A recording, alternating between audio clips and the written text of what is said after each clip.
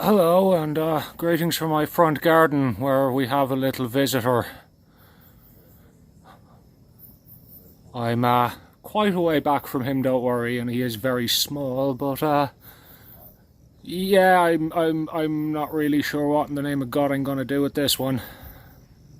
Baby python, I don't know. I honestly don't know a damn thing about snakes, other than the fact that this is my front garden and I really don't want him here.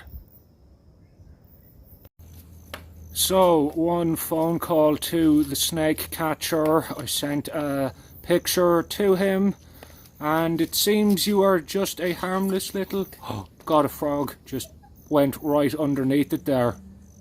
God, I'm getting some serious David Attenborough crap here. I'd say that frog absolutely crapped his pants.